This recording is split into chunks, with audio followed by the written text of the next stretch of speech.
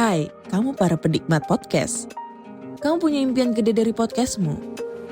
Terus First Story bisa banget bantu kamu. Mulai dari F-Link, Dynamic Audio Insertion, sampai statistik yang komprehensif. Semua ada di First Story. Gak ketinggalan kamu bisa monetisasi podcastmu lewat iklan dari First Story Ads yang bisa kasih kamu penghasilan dari setiap place podcastmu. Yuk gabung sekarang dengan klik di firststory.me. Sekali lagi, klik di firststory.me. Mari kita bawa mimpi podcastingmu menjadi kenyataan. Oke, langsung aja, brother.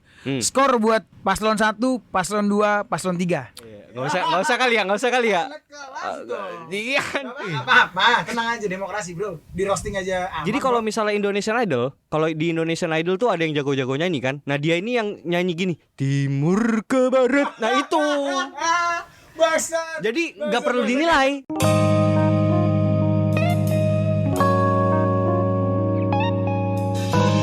Yo guys, balik lagi bersama gue Randy Dan gue Vincent. di Konspirasi Ngopi. Seluput dulu kopinya.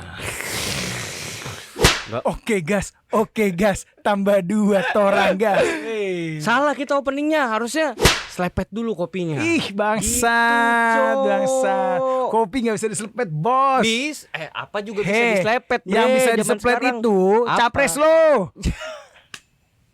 Cawapres.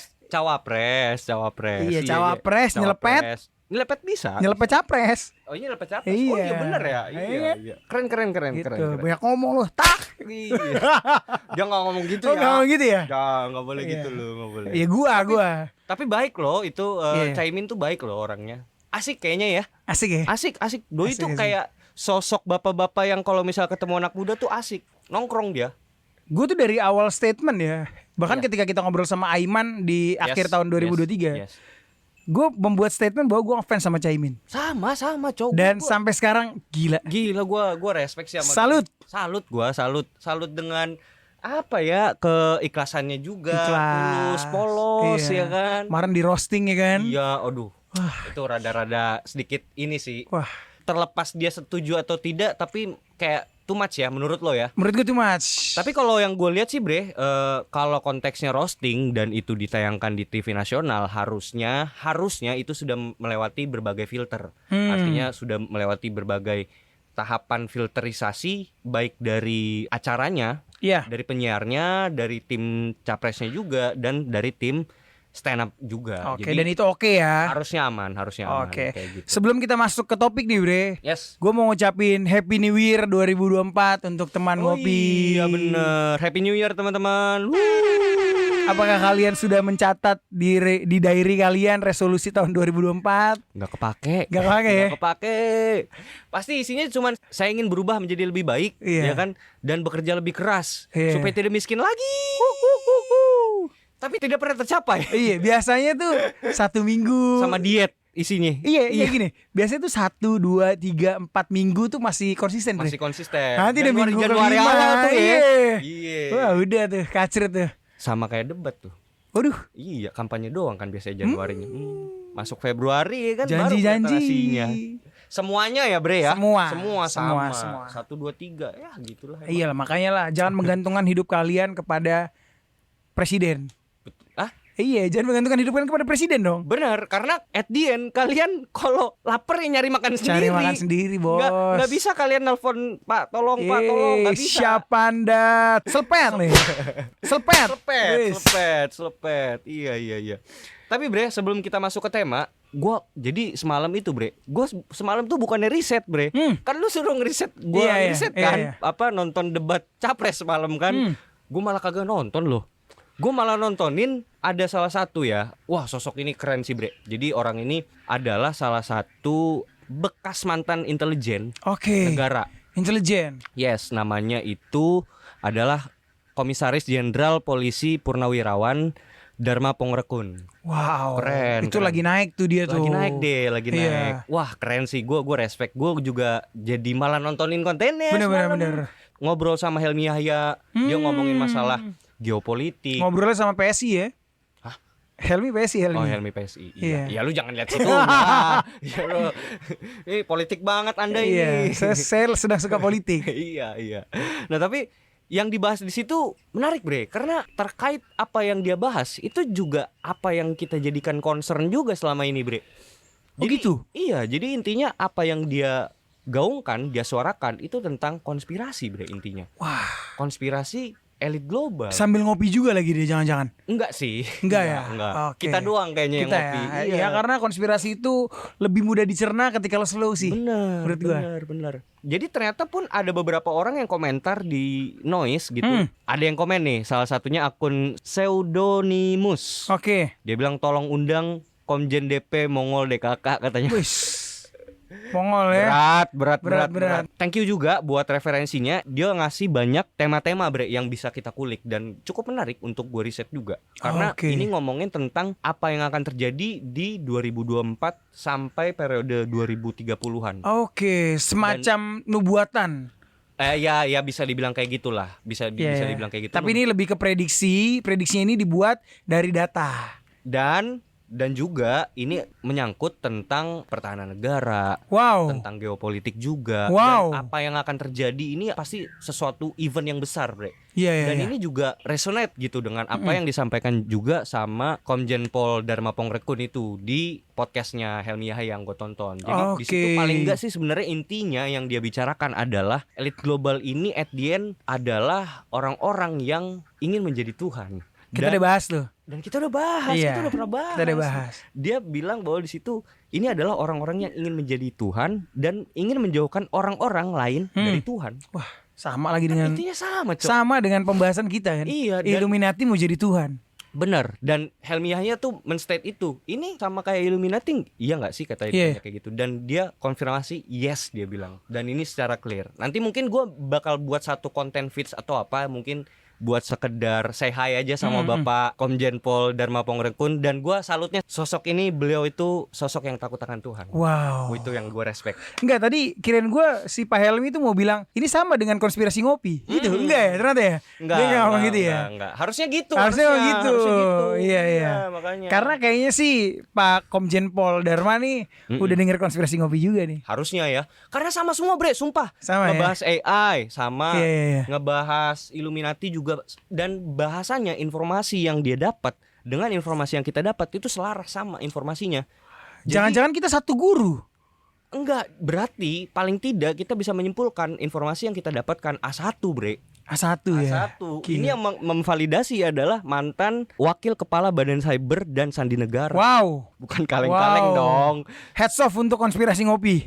Kenapa jadi kita? Heads off untuk Bapak Komjen Pol Dharma Pongrekun. Pokoknya respect sama beliau karena satu sih yang gue lihat terlepas dari apapun itu, tapi beliau adalah sosok yang takut akan Tuhan. Iya, Dan iya. intensi kita bisa lihat lah orang tuh dibalik dia ngomong apa, kita bisa ngelihat intensinya apa. Intensinya apa ya? Intensinya ya dia takut akan Tuhan dan ingin menyatakan kebenaran, Bre. Spreading the words of God lah. Yes, dan menyatakan kebenaran gitu. Iya. Gitu. Itu sih yang jadi concern gue. Dan terima kasih juga buat sekali lagi ya buat Pseudonymous udah ngasih banyak tema-tema nih. Buat kalian yang mau ngasih tema-tema baru gitu. Oh ya, ntar kita juga bakal ngeriset hal-hal yang lebih seru lagi tentang metafisika. Kita udah lama ya udah nggak bawain episode sok saintifik ya. Nah itu kita bakal bahas juga tentang quantum entanglement yang kita udah janjiin pernah di story kita. Wah, itu harus banget sih. Dan itu harus banget dan itu butuh riset yang panjang sih kayak gitu. Yes. Jadi- Karena berat tuh. Yes, jadi ditunggu aja teman-teman, bakal banyak banget yang bakal kita lakuin di tahun 2024 ini. Dan Instagram kita mulai rame ya, Bre? Instagram rame nih. Mm-mm. Say thanks juga untuk El Warrior. Yes, terima Gila. kasih buat teman-teman El Warrior kemarin kita sudah ketemu. Gimana, Bre? Ini kayaknya El Warrior nih termasuk pasukan yang menjaga El Rumi ya. Dari gempuran Jeffrey Nicole kayaknya. Ya kan? Bisa aja. Menjaga ya kan? Anda bisa Ini saja. bajunya pun kayak Dewa 19 gue lihat ya. Tapi yang gua tahu L itu ternyata kan L itu Tuhan. Iya, L iya. sama dengan Tuhan. Jadi ya berarti kan pasukan Tuhan gitu. Iya berarti El Rumi ini Tuhan nih. El Rumi nih.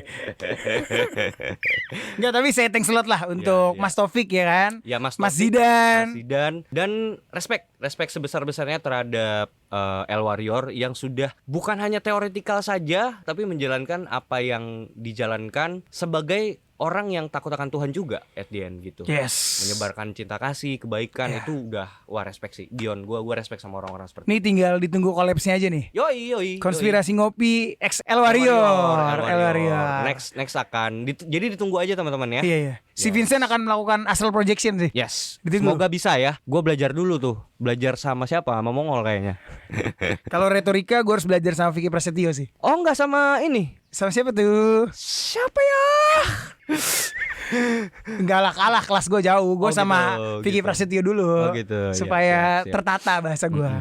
Gitu. Nah, lu penasaran gak sih Bre kenapa kita harus bahas ini gitu loh? Menurut gue ini trafficnya bagus ya. Trafficnya bagus ya. Riding the wave aja ya. Iya. Ya maksudnya kita ngebahas hal-hal yang lagi viral aja gak sih? Dan maksudnya yang memang resonate kontekstual dengan yang terjadi sekarang aja. Bener-bener Ya ya, kan? karena kan gini kan saat ini situasi geopolitik juga sedang tegang gitu kan. Terus apa namanya saat ini juga mau masuk masa pemilihan umum Betul. gitu kan. Nah menurut gua kenapa enggak konspirasi ngopi menyuarakan pendapatnya Yes. perihal masing-masing capres, memberikan informasi yang terbaik gitu bro. Betul. Tapi terlepas dari itu intinya kita sebagai warga negara yang baik ya, Iya, kita juga menyarankan buat teman-teman untuk nyoblos Benar. tanggal 14 Februari wajib. Kalau enggak gue kutuk lu, gue selepet lu Kan gue bilang tadi, gue mau ngegiring teman ngopi untuk datang ke TPS. ke TPS. Yoi. Coblos. Tiga-tiganya. Tiga- Oh, enggak. Jangan dong. Jangan ya, nggak sah itu ya. Itu nggak sah. Nggak dong. sah, iya. Itu sama aja golput sebenarnya. Tapi lebih baik gitu daripada golput. Iya, Kalau surat golput- suara kosong bahaya bro. Iya, bisa dipakai. Bahaya iya. Apalagi yang jaga gua kan Ah. di TPS wah. Udah, Gue jual ntar itu. jual ya. Bahaya gak sih itu? Nggak bahaya Oh, itu bahaya. mah nggak bahaya bro. Emang Apa? kayak gitu kan? Oh gitu ya. Iya. Gitu. Iya, kalau menurut gue gini sih Bre, kenapa konspirasi ngopi ngebahas politik? Karena politik itu juga konspirasi Bre Iya, sebenarnya. iya. Kalau kita mau terjun ke dalam terminologi konspirasi sendiri, konspirasi itu kan persekongkolan Bre. Persekongkolan, kong kali kong ya kan? Itu juga terjadi di dalam politik. Iya. Yang dimana kita ngebahas misalnya nih konspirasi, ngebahas tentang konspirasi Illuminati atau konspirasi pembunuhannya si John F. Kennedy. Yes. Ada politik di dalamnya. Ada lah. Jadi politik itu tidak bisa jauh dari konspirasi. Jadi Bener. ini sebenarnya hal-hal yang kita bicarakan juga di podcast kita selama ini gitu loh. Benar. Jadi nggak, dan gue cukup tergelitik gitu untuk menyampaikan beberapa opini-opini gitu. Ya nggak sih? Yes. Supaya teman-teman tuh bisa makin yakin dengan pilihannya. Wah. Entah 1, 2 atau 3. Iya. Gitu. Yang pasti jangan nomor 4. Iya. Karena nggak ada. Oke, Bre. Oke, sebelum masuk ke pembahasan inti, Yes. pertajam analisa lo. Perkuat dengan Cocok logi.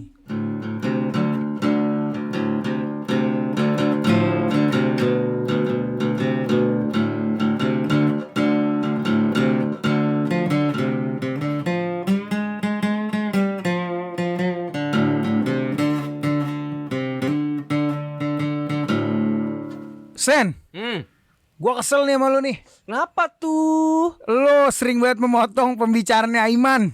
Oh iya, Ya gue juga sih. Emang, Gua juga sih. emang. Tapi pokoknya gue kesel sama lo, gue pengen nyerang lo nih. Kenapa tuh? Lo harus kasih tahu gue di rumah lo ada apa. Gue pengen datang ke rumah lo, gue pengen nyerang. Lo kasih tahu gue. Apakah lo punya senjata tajam atau senjata apa pistol? Gak boleh gitu dong. Itu kan dapur saya. Bapak jangan cari-cari tahu soal dapur saya. Tapi Itu gue harus tahu. Gue pengen menyerang bro. loh, justru itu kan pertahanan saya. Apakah itu rahasia? Rahasia Cuaks. dong. Masa saya bilang-bilang kalau saya punya handgun ya kan? Kecuali Mamat Gun Shop itu karena kan dia jualan. Iya. Jadi dia harus promosi Aduh, gitu. oke berarti gue batalin niat gue. Iya. Karena gue nggak tahu nih Nggak boleh. tingkat keamanan lu seperti apa, gue nggak tahu kan. nggak tahu. Ya, gue takut juga sih Bre, kalau kayak gitu. Sebenarnya di dalam rumah gua ada botol gin, Bre. Beh, Itu ini senjatanya. dia. Tapi kan masa gua harus umbar-umbar kan? Iya. Itu pertahanan gua gitu loh. nggak berani gue nyerang lu. Saya batalin teman ngopi, sorry ya. Gak boleh ya, Sorry. gak boleh. Sorry ya. Anjing ya. Ya gak boleh, Bre. Nggak boleh, nggak boleh. nyerang-nyerang, nanya-nanya hal-hal yang itu kan ranahnya pribadi. Iya, Itu aduh. rumah tangga orang masing-masing, Bre. Ya. Itu sama kayak gini, gue nanya lu anggaran lu untuk rumah tangga sehari-hari etis gak sih? Gue nanya lu kayak gitu. Misalnya lu udah berkeluarga Ren, kayak gitu, etis gak lu ngebocorin soal itu? Mungkin kalau temen iya ya. iya, Tapi iya. kalau misalnya seandainya lu sebagai kita rekan kerja yang gak kenal-kenal banget, gimana Bre? Iya, ngapain lu nanyain pri gue? Apa kalau ingin mengambil istri gue? Nah Atau emang lu mau bantuin gua? Mending bantuin kan kagak. Iya. Kan Atau kayak lu gitu. mau menghina gua? Nah, kan gitu kan. Iya, benar. Jadi, jangan, nggak boleh. Oke, kita lanjut ya. Nih, enaknya adalah membahas visi misi masing-masing paslon nih, Bre. Oh gitu. Ya, Iya. di awal. Jadi biar supaya teman-teman ngopi nih yang Tahu. pada malas baca gitu kan, tahu nih sebenarnya visi misinya apa gitu loh.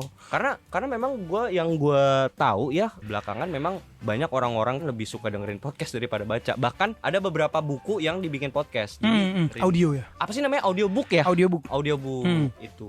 Iya, karena kan di masing-masing baliho kan nggak ada visi misinya, Bro. Cuma foto doang baliho. Tidak muat. Iya. Tidak muat. Segede gitu tidak muat. Tidak muat. Sat. Oke.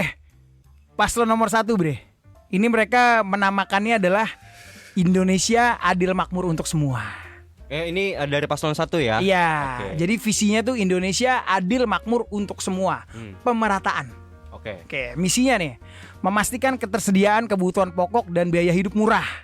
Memastikan pangan, energi, dan kedaulatan air. Oke. Yang kedua, mengentaskan kemiskinan dengan memperluas kesempatan usaha, lapangan pekerjaan, dan sebagainya. Ya. Yang ketiga, mewujudkan keadilan ekologis berkelanjutan untuk generasi mendatang. Ya. Wah, mikirin future kan? Ya. Yang keempat, membangun kota dan desa berbasis kawasan yang manusiawi, berkeadilan, dan saling memajukan. Yang kelima, mewujudkan manusia Indonesia yang sehat, cerdas, produktif, berakhlak, serta berbudaya. Meningkatkan IQ lah. Meningkatkan IQ. Ya kan? IQ nggak bisa ditingkatin, Bre. Nggak bisa ya? Degradasi. Yang keenam, mewujudkan keluarga Indonesia yang sejahtera dan bahagia sebagai akar kekuatan bangsa. Yang ketujuh, memperkuat sistem pertahanan dan keamanan negara, serta meningkatkan peran dan kepemimpinan Indonesia dalam kancah global. Yang kedelapan, memulihkan kualitas demokrasi, menegakkan hukum dan HAM, memberantas korupsi tanpa tebang pilih, serta menyelenggarakan pemerintahan yang berpihak pada rakyat. Wah. Wow. Canggih. Aplaus gua. Aplaus. Keren sih, keren. Iya. Misinya tuh bagus lah ya. Bagus ya visi misinya. Ini dari calon presiden nomor 1. ya, Anies Baswedan dan Caimin, Oke, wakil presidennya. Oke. Nomor 2, visi bersama Indonesia maju menuju Indonesia Emas 2045. Sorry gue potong. Ini karena gue berjanji kepada teman-teman ngopi kalau misalnya kedepannya di podcast lain gue akan memotong lebih banyak. Jadi gue motong. Sat. Jadi gini, ini sebenarnya visi misi yang dikasih ke KPU kan? Iya. Benar kan? Iya. Iya kan? Ini gue dari website resminya KPU. Iya. Gue download. Oh, teori Gitu. ya? Ya teori lah. Ya. Oke, lanjut. Oke. Yang tadi ya, bersama Indonesia maju menuju Indonesia Emas 2045. Calon presidennya Prabowo Subianto, wakilnya Gibran Rakabuming. Gak usah ditambahin, gak usah ya. Gak usah. Anda nih mulutnya Oke. anjing buat Randy. Gak bisa ditahan. Oke. Yang pertama, memperkokoh ideologi Pancasila, demokrasi, dan hak asasi manusia. Yang kedua, memantapkan sistem pertahanan keamanan negara, mendorong kemandirian bangsa melalui swasembada pangan, energi, air, ekonomi. Mirip-mirip sebenarnya. Yang ketiga, sabar jangan potong dulu. Melanjutkan pengembangan infrastruktur dan meningkatkan lapangan kerja berkualitas. Yang keempat, memperkuat pembangunan sumber daya manusia, sains, teknologi, pendidikan, kesehatan, prestasi olahraga, kesetaraan gender, dan sebagainya. Yang kelima, melanjutkan hilirisasi dan mengembangkan industri berbasis sumber daya alam untuk meningkatkan nilai tambah di dalam negeri. Yang keenam, membangun dari desa, dari bawah untuk pertumbuhan ekonomi, pemerataan ekonomi, dan pemberantasan kemiskinan. Yang ketujuh, memperkuat reformasi politik, hukum, dan birokrasi, serta memperkuat pencegahan dan pemberantasan korupsi, narkoba, judi, dan penyelundupan. Oh, bahaya-bahaya nih judi online nih.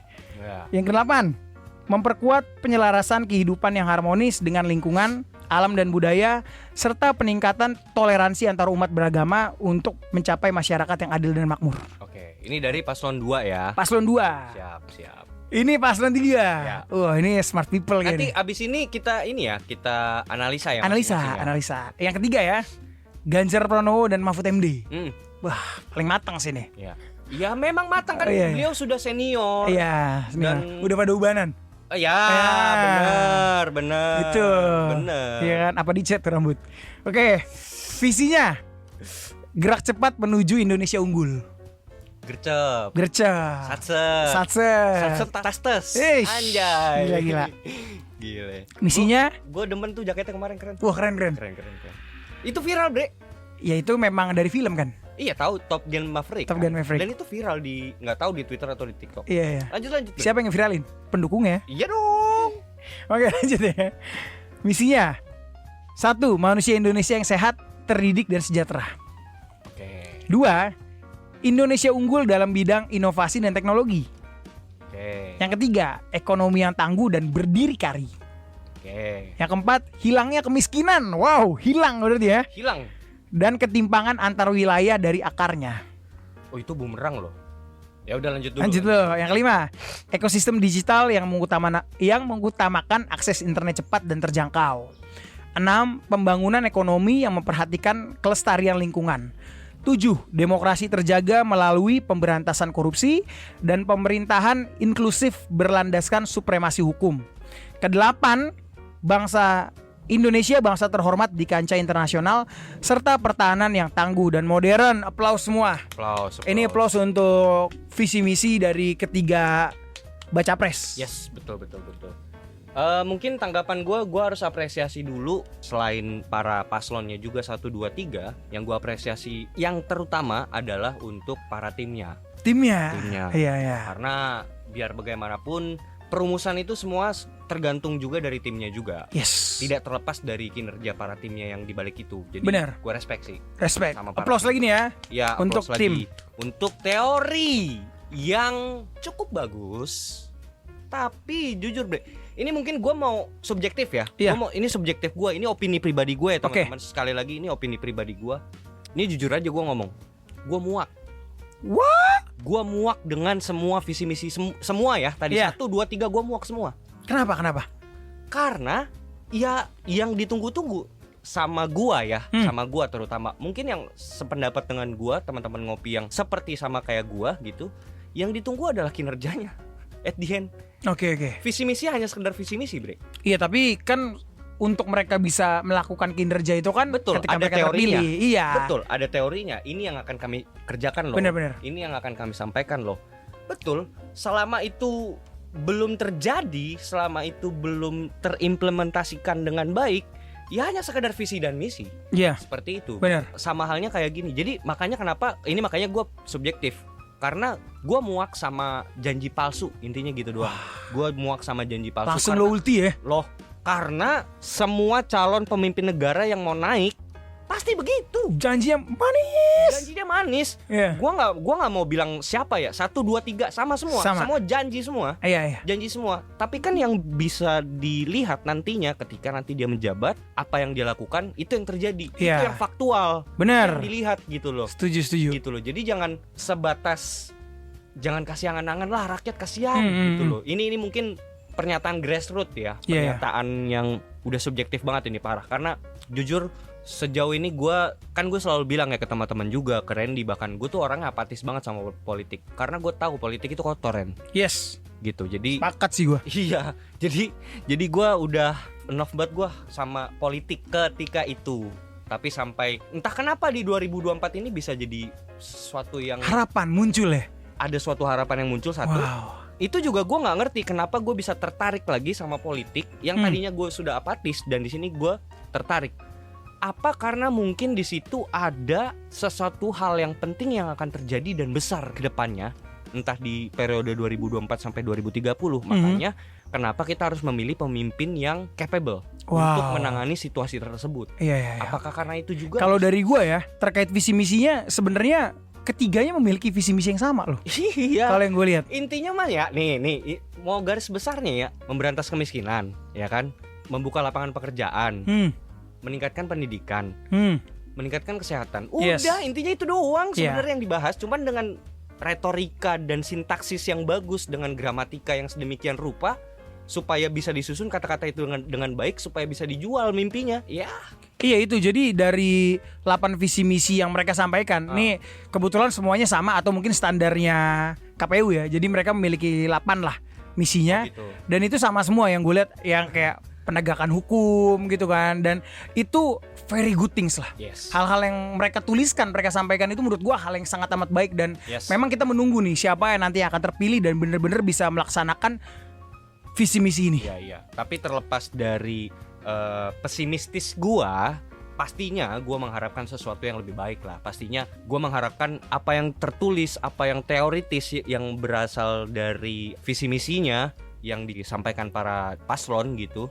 Ya pastinya gue mengharapkan yang terbaik lah. Artinya gue berharap itu visi misinya juga bisa berjalan Terlaksana dengan baik, ya. terlaksana dengan baik. Iya, benar-benar. Jangan sampai itu cuman jadi ideologi, idealisme atau sesuatu yang ideal yang angan-angan gak bisa dicapai. Akan selalu jadi mimpi. Iya, yang dimana sebenarnya ya ketika lu terjun ke lapangan, teori nggak akan bisa sesuai dengan realita, bre. Agree, Pasti bre. akan selalu miss. Bener-bener. Ada miss, bukan selalu miss, akan ada miss gitu. Tapi gue pengen ngasih satu highlight dan satu bold yang perlu gue apresiasi dari ketiga capres ini dengan sangat-sangat netral dan objektif. Tadi gue membuka telinga gue untuk mendengarkan. Kira-kira seandainya gue jadi rakyat awam biasa, Yes. yang mana yang paling menarik? Kan gitu. Iya. Kalau lu siapa? Kalau gua Dari ketiganya. nanti gua kasih tahu. Dari visi misi ini dulu aja. Visi misi menurut gua sama ketiga. Oh gitu. Iya, karena intinya Iya. itu sama semua, Bre. Bener. Tapi kalau seandainya lu jadi yang orang awam nih, seandainya nih visi misi ini lu mau milih yang mana kira-kira nih? Menurut gue lebih simpel nomor 3 kalau gue ya. Oke. Nomor 3 itu kata-katanya nggak kebanyakan, jadi lebih gampang diolah. Iya. Nah, kalau gua akan komentarin semua. Nomor 1 terlalu berbelit-belit. Jadi gua nggak dapet poin apa yang disampaikan di situ. Nomor 3 enggak, gue juga nggak dapet apa-apa dari situ. Sorry to say gitu. Gua harus mengatakan ini. Tapi nomor 2, satu poin yang gue dapat adalah hilirisasi. Udah. Oke. Jadi itu pinpointnya, itu selling pointnya, yang dimana itu secara konsisten disampaikan sama cawapres. Oke. Paslon cawapres tersebut. Jadi disampaikan dimana dia bilang akan hilirisasi. Mungkin di situ juga bisa dibilang itu sangat resonate sih, dan metode psikologis di mana repetisi itu yang nyantol di gua, hilirisasi. Oke. Karena setelah debat itu ya. Dan dari visi misi ini artinya Iya. jadi konsisten dia kayak gitu. Gitu sih. Oke, kita lanjut ya teman-teman ngopi ya. Ini kita lanjut, kita mau memasuki debat pertama nih. Oke, pada saat debat pertama ini yang pertama disampaikan adalah tema terkait HAM, Bre. Oke. Dan subtemanya tuh strategi penanganan persoalan di Papua. Gitu. Nah, di sini Pak Prabowo membuat statement, masalah Papua adalah rumit karena di situ terjadi suatu gerakan separatisme. Separatisme ini kita sudah ikuti cukup lama dan di situ ada campur tangan asing. Gitu. Nah, sebenarnya Pak Prabowo nih konsisten juga nih. Ya. Dia selalu bilang asing. Ini bre kayaknya kebanyakan garam itu. Makanya Asin, asing gitu iya, kan. makanya Iya, asing. benar. Iya asing. Nah, dia cukup konsisten tuh dari Pilpres lah, dari Pilpres 2014-2019 sampai dengan saat ini dia konsisten tuh campur tangan asing. Gitu. Nah, gue lanjut ya. Ya. Menurutnya, perlindungan kepada penduduk Papua dari separatis menjadi penting melalui penegakan hukum, memperkuat aparat dan mengakselerasi pembangunan. Nah, jadi Pak Prabowo bilang tuh gimana supaya lo bisa menangani konflik di Papua ini? Lo akselerasi pembangunan di Papua. Itu kalau nggak salah pertanyaan dari Fishball ya? Iya, Iya kan? benar. Lu ingat gak sih ditanyain ke siapa itu tadinya? Ke paslon yang mana? Atau ke Ke Pak Prabowo aja? dulu, Oh, iya gitu. Nah, lanjut. Kalau dari poinnya Pak Anies ya, dari poinnya Pak Anies itu terkait ini yang Papua ini. Papua. Ya? Oke, siap. persoalan Papua lebih dari kekerasan. Menurut Pak Anies adanya gerakan separatisme itu sendiri gitu ya. Iya. Adanya gerakan-gerakan yang bergejolak di Papua lah. Iya, maksudnya gitu kan. Iya. Itu karena adanya ketidakadilan di Papua. Adanya Mamat Gun Shop kali. Bisa jadi kali itu. Langsung aja bre, ya Ya. kan. Iya. Gitu. Kita bantuin doi juga goreng-goreng. Nah kalau Pak Ganjar sendiri kan dia kayak menjadi penengah lah, mungkin dia bilang kayak dalam mengatasi konflik Papua tuh butuh dialog, dan itu disepakati oleh Pak Anies dan Pak Prabowo. Iya. Nah, Gua mau nanggapi Bapak Ganjar ya. Doi pintar cari aman sih. pinter cari aman Cari ya. aman dia. Pintar Seorang cari guru deh. Iya, Kalau kata Rocky Gerung. iya. Dia pintar cari aman. Eh. Jadi di mana ketika kubu A dan kubu B sedang bercekcok, cak cok cek cek cek cek, cek. Nah dia mundur pelan-pelan. Cia, iya. Pinter dia, pinter Cari dia. celahnya oke lah ya. Nah dia masukin ntar nih, hebat dia politiknya. Nah ini poin yang gue suka adalah, Aha. poin yang gue suka adalah gue sebenarnya sepakat sih mungkin dengan omongan Pak Anies gitu ya. Gue sepakat dengan omongan Pak Anies, dia bilang bahwa adanya ketidakadilan di Papua. Nah itu masalahnya, let's say ketidakadilan. Cara lu untuk mengatasi ketidakadilan itu, gue suka dengan statementnya Pak Prabowo. Apakah Bapak Anies Baswedan menyampaikan solusi di situ? Enggak, karena waktunya memang enggak banyak, Bre. Tapi apakah di dalam konteks pertanyaannya ditanyakan solusi juga? Lebih ke gini sih, kalau gue lihat tuh Atau cuman tanggapan? Gitu kan. Dan cuman sekedar tanggapan ya, yes, tidak diminta solusi juga ya. Oke. Dan waktunya mungkin juga memang tidak banyak lah. Nah, gue setuju dengan apa yang disampaikan oleh Pak Prabowo. Dengan akselerasi pembangunan di Papua. Akselerasi pembangunan di Papua. Oke. Yes. Karena kenapa sih adanya ketidakadilan? Loh, karena Papua itu selama ini dibangunnya tuh enggak semasif di Pulau Jawa. Ya, udahlah kita fluently say it lah. Udah ini kita emang gak rata. Udah gitu aja. Kita memang kita mengakui. Bahkan di masyarakat grassroots sekalipun akan bilang bahwa memang mau nggak mau ya dengan sangat berat hati kita bilang ya kita memang tidak rata untuk masalah pembangunan, untuk khususnya kepada saudara-saudara kita yang di timur. Itu kita harus akui bersama, Bre. FYI ya, anggaran pemerintah era Jokowi untuk pembangunan Papua dari 2014 sampai 2022 itu mencapai 1.036 triliun. Wow. Itu yang terbesar dari seluruh presiden. Sebelumnya?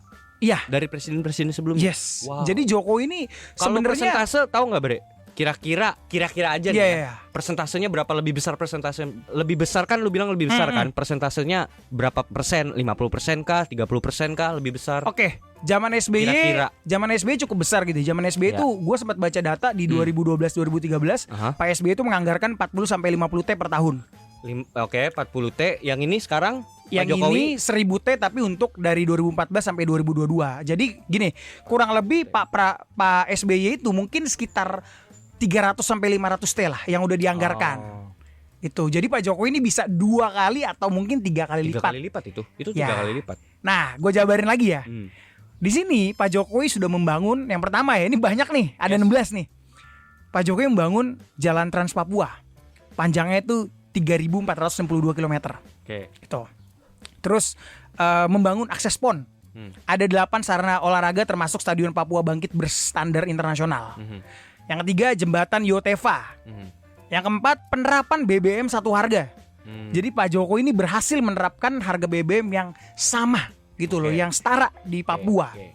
Terus Serat Optik Palaparing Timur, membangun Papua Youth Creative Hub atau Silicon Valley di bumi Cendrawasih. Perekrutan 1.000 pemuda asli Papua bergabung di Badan Usaha Milik Negara. Pos lintas batas negara PLBN Sota di Kabupaten Merauke. Terus bandara, ada 10 bandara yang tengah dalam proses. Itu kan, itu ada di Bandara Nabire Baru, Bandara Morap, terus baru dibangun lagi 4 bandara tuh di kayak Manokwari, Bandara Waisai, Raja Ampat, Bandara Waisor Baru, Bandara Baru Siboru Fakfak, Rumah Sakit Jenderal TNI. Pembangunan jalan perbatasan di Papua dengan total panjang 1098 km. Oke, tapi intinya berarti semasif itu pembangunannya sudah diberlakukan.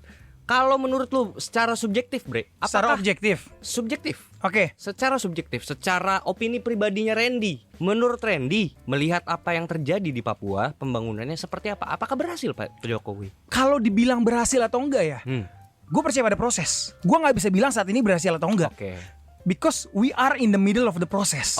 Gitu loh. Lu bangun satu kota, kayak orang mau ngomong, gue mau bangun 40 kota sebesar Jakarta. Men, Jakarta itu sudah difokuskan pembangunannya dari awal kemerdekaan. Which is bisa jadi kota sebesar ini. Papua nih berarti kurang lebih 70 tahun ya. 70 tahun. Dan itu berapa periode pertanyaan gua? Banyak, bos. Gini. Sama, oh ya gue pernah kepikiran ini, Bre. Jadi somehow gue lupa ketika gue lagi nonton debat cawapres atau debat pilpres gitu. Di otak gue berpikir, sebenarnya ini terlepas dari konstitusi dan undang-undang dasar kita ya, tapi periode 5 tahun itu terlalu singkat, Bre. Jujur, itu terlalu singkat untuk melakukan apapun. Itu hanya cuman jadi perencanaan. Untuk hal-hal besar ya. Kita nggak ngomong yang kecilnya lah, yang remeh-temeh lah ya, tapi kalau udah ngomong skala besar, apalagi in case secara khusus lah, kita ngomongin IKN misalnya 5 tahun Gak bisa, Ya enggak lah. 10 tahun aja gak bisa. Ya makanya kan undang-undangnya udah mengikat berpuluh-puluh tahun, bro. Maka dari itu gue bilang kayaknya rasanya 5 tahun dan 10 tahun itu kurang bisa untuk memperlihatkan kinerja si presiden ini gitu loh. Jadi kesannya gini bre, cuman estafet kekuasaan doang. Iya. Jadi numpang lewat doang. Kalau tidak presidennya. diteruskan. Tapi kalau presiden selanjutnya meneruskan itu bakalan jadi. Betul. Ya itu kalau konteksnya IKN. Tapi kalau misalnya dalam hal lain lah gitu. Misalnya dia punya program membuat apa gitu yang skala besar lah. Gue ngomong nggak implementatif ya. Gue ngomong yang teoretikal aja. Hal-hal besar lah intinya. Yang memerlukan waktu 30 tahun, 40 tahun gitu. Yang dimana dia cuma merencanakan doang 5 tahun. Benar. Jadi apa-apa. Iya. At the end, tau nggak apa yang terjadi? Periode selanjutnya presidennya ganti. Tidak menjalankan lagi Iya. gitu ya. Nah itu yang sangat amat disayangkan tuh. Iya, tapi kan gue bilang tadi itu kalau gue ngomong di luar konstitusi. Tapi kan dimana kita kan memang 5 tahun kan. Benar. Jadi ya undang-undang dasar lah gitu. Tapi kalau menurut gue ya, kan tadi gue bilang in the middle of the process. Jadi gue nggak bisa bilang berhasil atau enggak gitu kan, karena memang belum jadi gitu kan. Ya. Tapi we are on the right track. Oh. Dalam hal Papua ya. Ya. We are on the right track. Ya terlepas sudah sejauh mana, tapi apa yang kita lakukan dari startnya itu sudah bagus, sudah baik dan sudah tepat. Yes. Paling tidak itu yang lu lihat dari Pak Jokowi. Yes. Oke. Gitu. Dan kalau gue melihat dari opini-opini grassroots, kalau gue, jadi gue tuh suka ngeliatin sekali lagi sosmed itu menghiasi keseharian kita, bre. Benar. Mau nggak mau gitu. Yang dimana di dalam feeds gue tuh sering muncul opini-opini grassroots dari saudara-saudara kita yang ada di Papua. Pokoknya yang tinggal di timur sana lah gitu, entah di Sulawesi atau Papua gitu. Yang jadi concern dari Bapak Jokowi terhadap pembangunannya gitu. Yang dimana udah digelontorkan dana sebanyak itu. Yang dimana ada satu yang nyantol banget di memori gua. Ibu-ibu ini bilang, dulu sebelum Pak Jokowi menjabat, kami sama sekali tidak mendapatkan akses pendidikan, bahkan listrik sekalipun. Tapi ketika Bapak Jokowi menjabat, kami mendapatkan akses yang lebih baik. Pokoknya semuanya sudah mulai dipermudah dari sisi akses dan mobilisasi dan transportasi. Wow. Itu paling tidak itu kan dari sudut pandang orang yang tinggal di situ. Grassroots ya. Grassroots. Ya. Jadi ya udah, gue dengerin dia aja gitu. Benar. Kita lihat aja grassrootsnya. Dia ngomong apa, itu yang terjadi. Benar. Gitu sih. Jadi kalau ditanya apakah berhasil, kalau menurut orang-orang yang tinggal di grassroots sih paling tidak ada dampaknya. Yeah. Gitu. Jadi menurut gue cukup oke Pak Jokowi. Respect Pak Jokowi. Respect. Ada tambahan terkait Papua ini? Aman. Oke, kita lanjut ya. Kita lanjut ke subtema pemerintahan dan peningkatan pelayanan publik. Ya. Gitu. Nah, ini Ganjar nih yang jawab pertama. Jadi Ganjar bilang strategi untuk mewujudkan pelayanan publik yang berkeadilan dengan melibatkan semua pihak, termasuk kelompok rentan seperti perempuan, anak, dan penyandang disabilitas dalam pengambilan keputusan. Yang kedua, dari sisi aparatur harus ada kontrol publik di mana pemerintah menerima masukan dan gak boleh baperan. Oke, jadi dari sang pemegang regulator itu nggak boleh baper. Iya, gitu. siapa itu yang minta video roasting dipotong? Cuak kakak. Itu kayaknya Kazakhstan deh, Bre. Kazakhstan itu ya. Itu paslon Kazakhstan. Di Kazakhstan stand up comedy naik tuh. Iya. Di Kazakhstan loh ya, Iya. bukan di Indonesia ya. Bener. Harus digarisbawahi itu. Tapi gue respect, Bre. Gue jujur aja gue mau ngomong bahwa gue respect sama paslon nomor 1. Oke. Bahwa mereka tuh pada akhirnya membuktikan kepada masyarakat mereka bisa gitu untuk paling tidak setidaknya itu ingin memperlihatkan kepada masyarakat bahwa mereka tuh bisa dikritik dan Terima kritik ya. dan menerima kritikan. Wah, itu sangat-sangat elegan dan dewasa sih menurut gua ya. Wow. Gitu. Meskipun apapun dari segi manapun kita lihatnya, tapi tetap gua respect Berarti dari segi itu. Berarti apa yang disampaikan Pak Ganjar ini nggak boleh baperan udah dijalanin oleh paslon 1. Sudah sebelum sudah dijalankan dan terbukti ya. Gitu. Oke. Nah, Pak Anies langsung menjawab nih. Ya. Pak Anies di sini dengan sangat bangga dia bilang, Pak Anies sudah berhasil melakukan itu saat dia menjabat di DKI Jakarta dengan membuat aplikasi Jaki. Oke, siap. Jaki nih Jakarta Kini. Oke. Correct me if I'm wrong ya. Yeah. Nah, ini all in one apps lah. Di situ tuh lu bisa ada mulai pelayanan pengaduan, ada akses transportasi, ada berita-berita terkait what's happening in DKI Jakarta dan sebagainya. gitu. Dan gua sebagai warga Bekasi tidak menikmati itu. Ya karena gua warga Bekasi, Bro. tapi maksudnya mobilisasi kita kan juga ke Jakarta juga, Bre. Ke Jakarta. Paling tidak kita bisa ikut merasakan. Iya. Nah, dan tapi banyak buzzer-buzzer paslon lain ya yang menyerang paslon 1 ini, dia bilang, "Wah, aplikasi nggak guna, banyak error." gitu loh. Dari paslon buzzer-buzzer. Sering lewat di feeds gua. Iya, Sering kan? lewat di feeds gua katanya gagal, banyak Ya. yang gagal. Yang dimana sebenarnya gua juga nggak tahu, gua nggak pakai aplikasinya dan gua nggak tahu. Gua cuma tahu dari informasi entah buzzer, entah apapun itu, tapi yang gue dapat adalah gagal katanya aplikasi ini. Nah, tapi nyatanya gimana, Bro? Nah, ini yang akan gue highlight. Jadi, gue sempat ngobrol dengan teman-teman gue yang memang orang Jakarta, yang suka commute lah. Commute, oke. Iya, mereka tuh merasa terbantu dengan aplikasi Jaki, karena mereka pernah membuat suatu laporan aduan lah, misalnya kayak di rumahnya tuh bau sampah, karena orang bakar sampah sembarangan dan sebagainya, itu ditindaklanjutin. Terus jadwal-jadwal segala macem, apalagi aplikasi Jaklinggo ya. Correct me if I'm wrong, Jaklinggo deh kalau nggak salah. Itu mereka benar-benar terbantu tuh, karena mereka bisa commute tuh, mau naik kendaraan apa. Iya. Ini kebetulan ada mas-mas lewat nih, kita tanya aja nih gimana kalau orang yang menggunakan Jaklinggo nih. Kebetulan dia menggunakan Jaklinggo nih. Coba opininya dari opini grassroots yang menggunakan aplikasi Jaklinggo. Untuk Jaklinggo, gue orang Bekasi ya. Gue nyarinya aplikasinya Backlinggo. anjing, Backlinggo ya. Iya. Mas, pindah aja Mas, pindah. Gak usah tinggal lagi di sini Mas. Di Jakarta ya? Iya, nggak maksudnya nggak usah hidup aja Mas kan. Ya. Nah, faktanya Jaklinggo itu aplikasi untuk commute lah itu. Kalau Jaki itu berarti dia fokusnya lebih ke komunikasi masyarakat gitu. Komunikasi masyarakat. Nah, kalau KTP gitu-gitu gue nggak tahu ya. nggak tahu ya. Karena gue sebenarnya kan kita orang outsider nih udah. Iya benar. Kita bukan orang DKI Jakarta Iya, kita kan. orang planet Bekasi memang. Planet, Betul. Untung bukan planet Namek loh. Iya, sebelahnya memang sebelahan. Nah, jadi kalau dari teman-teman gue ya, teman-teman gue yang memang orang DKI Jakarta, mereka merasa terbantu bre dengan aplikasi ini. Oke. Gitu. Bagus sih. Aplikasi ini bagus karena ketika lo ngomongin, lo membuka WA pengaduan, maaf ya menurut gue WA lo bisa nampung berapa message sih. Benar. At the end lo butuh admin segala macem yang Dan chatbot, puyeng banget itu. puyeng bre. Kalau aplikasi kan lo membuat pelaporan, di situ ada fotonya dan sebagainya, itu lebih efektif. Dan juga kan biasanya kalau kita menggunakan aplikasi chat ya apapun itu ya, itu biasanya mereka tuh menggunakan jasa chatbot.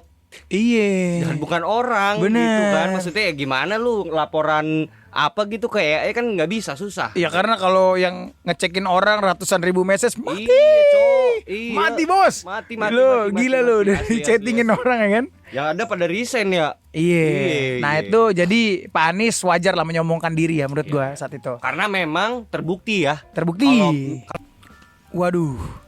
Saat saya tadi sedang berbicara menyampaikan fakta-fakta, mic saya dihack. Mic saya dihack, dimatikan seperti rapat DPR. Wow. Siapa yang mematikan ini? Ya. Apakah konspirasi seperti podcast kesel aja sudah mulai diselundupin? Wah, luar biasa, Bro. Ada yang komen. Biasanya tuh yang ini apa tuh? Yang haus akan kursi biasanya. Haus akan kursi, Karena ini ya. kan kebetulan kursinya kurang enak nih. Gua nih. Jadi emang pengen butuh kursi yang baru. Butuh kursi baru. Iya. 30 kurang. Waduh, 30. Kurang. Kurang. Nggak mau kalau 30 Nggak nggak mau. Jangan. Oke, gue lanjut deh ya. Jadi dalam peningkatan pelayanan publik, Pak Prabowo menyampaikan bahwa kelompok rentan termasuk petani dan nelayan tuh dia mendengar banyak keluhan gitu loh dari petani dan nelayan, khususnya petani tuh dalam pelayanan publik ini petani tuh kesulitan mendapatkan pupuk bre, khususnya daerah Jawa. Nah dia memberikan pertanyaan itu ke Pak Ganjar gitu. Nah Pak Ganjar menjawab kelangkaan pupuk bukan hanya ada di Jawa Tengah Pak, Di semua lini. daerah. Iya. Tahu nggak lo kenapa langka pupuk? Nggak tahu. Nah ini Pak Jokowi pernah bilang sih bahwa sebenarnya bahan dasar pembuatan pupuk itu sendiri itu mayoritas berasal dari Rusia dan Ukraina, bre. Setahu gue Rusia dan Ukraina itu kaya banget akan gandum gitu loh. Gandum dan nabati. Gue nggak tahu apakah itu bahannya atau bukan gitu. Tapi Pak Jokowi membuat statement ini di saat dia bertemu dengan asosiasi para petani, bro. Oh. Gitu. Iya. Itu sih. Ada tambahan mungkin dari lo terkait subtema pemerintahan dan peningkatan pelayanan publik atau kita lanjut? Cukup sih. Cukup ya, kita lanjut ya. Nah, di sini lanjutannya adalah subtema penanganan disinformasi dan kerukunan warga. Disinformasi. Ya, dan kerukunan warga. Di sini yang ditanya itu pertama Pak Anies. Oke. Itu Pak Anies menjawab, untuk meningkatkan toleransi adalah lewat penegakan hukum dan negara harus mampu menjangkau semua. Oke. Dan Pak Anies ingin membuat ruang untuk rakyat menyampaikan pendapat dan ada layanan pengacara gratis untuk rakyat sebagai bantuan hukum melalui program bernama Hotline Paris. Oke, bukan Hotman Paris itu bukan ya? Oh, bukan. Bukan di Kopi Joni nih. Enggak, gua kira itu jadi Hotman Paris datang gitu. Iya. Gila kalau Kemahalan bos. makanya. Iya. Kalau mantap pemerintah kalau bisa Mantap. gitu loh. Mantep lah. Harusnya ya, mahal itu pasti. Tapi kalau Prabowo yang buat kayaknya bisa, karena setahu gue Hotman Paris deket banget lagi ya Prabowo. Bener. Deket banget dia. Kemarin gue ngeliat di TikTok, Cok. Iya. Datang itu pas debat capres ketiga. Datang ada salaman sama Hotman Salaman, Paris, kan? salaman. Dan Hotman Paris kan terkesan mewah gitu kan. Yoi. Tapi ketemu Prabowo, bro. Iya. Iya Pak, Sukses, iya Pak. Pak. Sukses. Ngomong sukses, Pak. Bener. Gitu. Makanya banyak orang yang komen di atas Hotman masih ada Prabowo kata Iya. dia. Tapi di atas Hotman ada lagi, Bre. Siapa tuh? Satu undangan yang diundang tapi nggak mau datang. Siapa tuh? Coki Pardede. Wih, Bener, Bre. Coki Pardede. Iya. Tapi Coki Pardede ngomong, saya nggak mau datang. Kenapa? Karena dia sadar kehadiran dia di situ takutnya ya gimana gitu loh. Oke. Keren sih. Keren Doi ya. diundang loh, diundang untuk Keren ya. duduk di situ. Iyalah, dia udah punya masa soalnya si Coki, bro. Yoi. Gitu-gitu keren dia. Termasuk kita. Nah, gue lanjut ya. Pak Ganjar menambahkan pentingnya menekankan pendidikan budi pekerti agar mampu menjaga persatuan di tengah masyarakat majemuk. Wah, gue setuju lagi. Setuju banget gue. Budi pekerti. Jadi tuh orang-orang tuh harus tahu nilainya masing-masing dari every culture, every religion gitu loh. Sehingga mereka nggak ada rasa untuk menghakimi. Oh, Gitu. Agar toleransi tersebut bisa tercipta gitu ya. Benar. Nah, Oke. Pak Prabowo menambahkan pertanyaan ke Pak Anies tuh kayak ada kelompok minoritas Pak yang sulit mendirikan rumah ibadah. Diulti langsung sama Pak Anies, bro. Pak Anies mengklaim bahwa dirinya adalah gubernur DKI Jakarta yang paling banyak memberikan izin mendirikan tempat ibadah. Dan itu benar. Itu fakta. Benar. Dan itu Itu fakta. fakta. Dan gua respect soal itu. Gua Respect ya. Mantap. Pak Anies. Nah, ini dari tim konspirasi ngopi yang berjumlah 2.000 orang juga Ya. sudah melakukan riset gitu kan. Yes. Di situ ada Direktur Indonesia Judicial Research Society atau IJRS Dio Asyar menunjukkan data Ketua Persekutuan Gereja-Gereja Pantekosta Indonesia atau PGPI, Jason Balom Papaueng, menyatakan Anies Baswedan sudah mengeluarkan sebanyak 50 izin mendirikan mendirikan gereja di masa pemerintahannya. Di masa pemerintahan selama periode dia menjabat. Iya. Berarti. Wow. 50, wah Luar respect biasa. sih Pak Anies. Dan itu memang kalau mau dibilang ya, kalau dari sudut pandang awam itu nggak sedikit loh. Nggak sedikit. Nggak sedikit karena memang semandek itu dari dulu. Tapi keren, gue respect sama Iya. yang satu ini ya, khusus satu ini gue respect sama Pak Anies. Keren sih ya. Keren. Kalau dari gua sih penambahan pembubaran grup WhatsApp keluarga. Di situ mama banyak menggulirkan informasi palsu. Sumber-sumber disinformasi.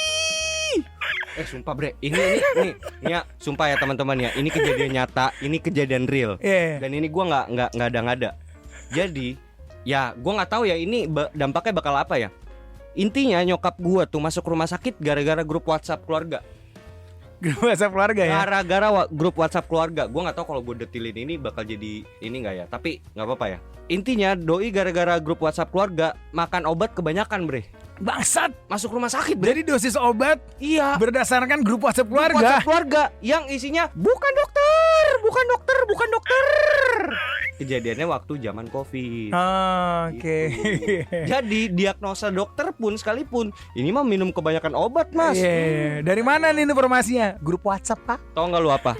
Langsung gua hapus tuh grup. Grup WhatsApp. Iya, kesel banget gue. Bikin panik doang. Iya. Ada aja anjir.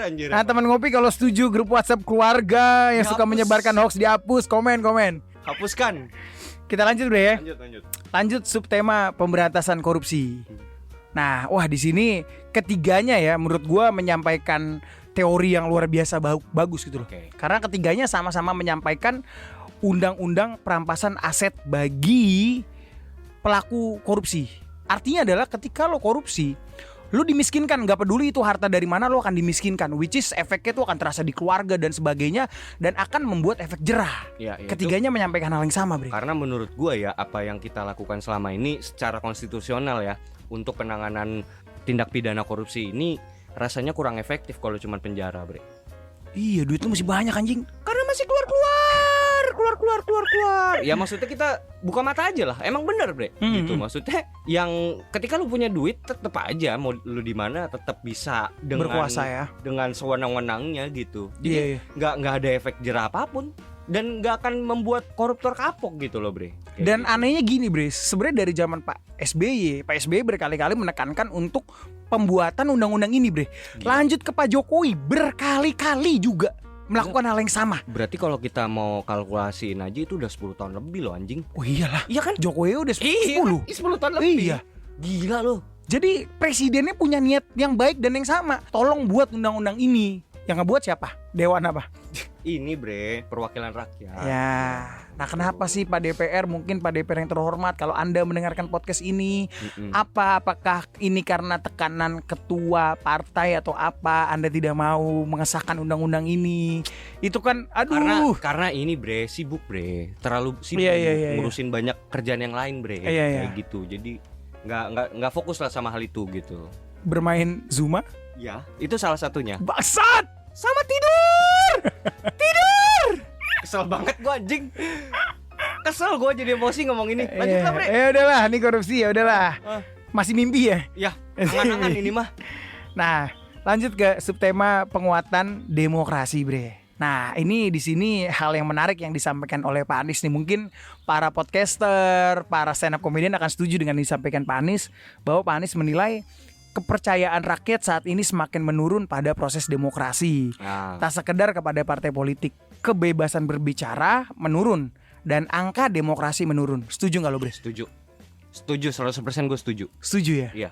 Dan itu gua bukannya mau menyerang suatu pemerintahan tertentu ya, atau membanding-bandingkan ya, tapi kalau kita mau lihat dan melek sebenarnya di zaman SBY dengan zaman Pak Jokowi, presiden kita yang terhormat ya, itu memang perbedaannya cukup signifikan kalau kita lihat.